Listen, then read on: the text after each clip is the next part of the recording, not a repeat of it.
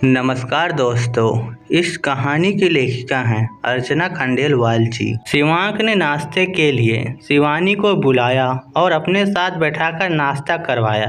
भारती जी ने बेटे बहू को साथ बैठाकर गर्मा गर्म पराठे सेक कर दिए। भारती जी और उनके पति पहले ही नाश्ता कर चुके थे और हेमलता जी, जो अपनी बड़ी बहन के घर कुछ दिनों के लिए आई थी, वह यह देखकर हैरान थी। उनसे देखा नहीं गया तो वह उनके पास आकर बोली, भारती दीदी, आप क्यों काम करती हो? अब तो चौका बहू को संभालने दो। इस तरह बहुओं को सर पर बिठाना ठीक नहीं है। भला जोड़े में सास ससुर के सामने नाश्ता करने में शर्म भी नहीं आई। मैं तो कभी बेटे बहू को साथ में नहीं बिठाती हूँ।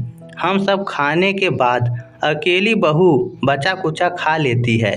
दीदी अपने दिन भूल गई किस तरह हमारी सास हमें रखती थी। मैं तो एक भी दिन नहीं भूली। मेरी सास ने जैसे मुझे रखा था, मैं भी वैसे ही सुहानी को रखती हूँ। सुहानी की जुबान नहीं खुलती है मेरे सामने। हेमलता जी इतरा कर बोली।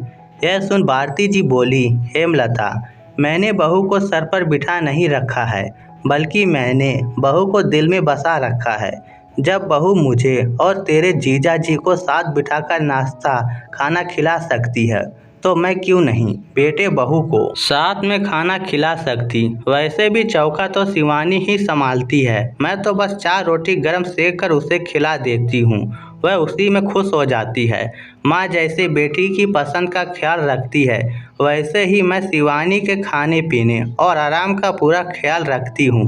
शिवानी तो हमारा दोहरे तरीके से ख्याल रखती है। बहू बनकर अपनी सभी जिम्मेदारी को निभाती है और बेटी बनकर हमारी परवाह करती है और ख्याल रखती है। सारी जिम्मेदारी सिर्फ बहू की ही नहीं होती है, कुछ फर्ज सास के भी होते हैं। इसीलिए मैं भी सास बनकर बहू को घर के कायदे नियम सिखाती हूँ, तो माँ बनकर बहू का ख्याल भी रखती हूँ।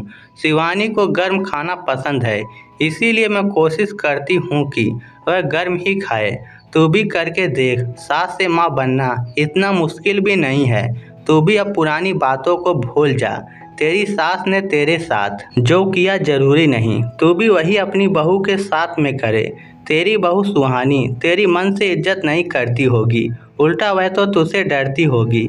कभी बहू की पसंद का काम भी करके देख, ये बहुत ज़्यादा मुश्किल भी नहीं है। हेमलता जी भारती जी की बात सुनकर चुप हो गई। उन्हें अपने आप और अपने विचारों पर शर्म आ रही थी।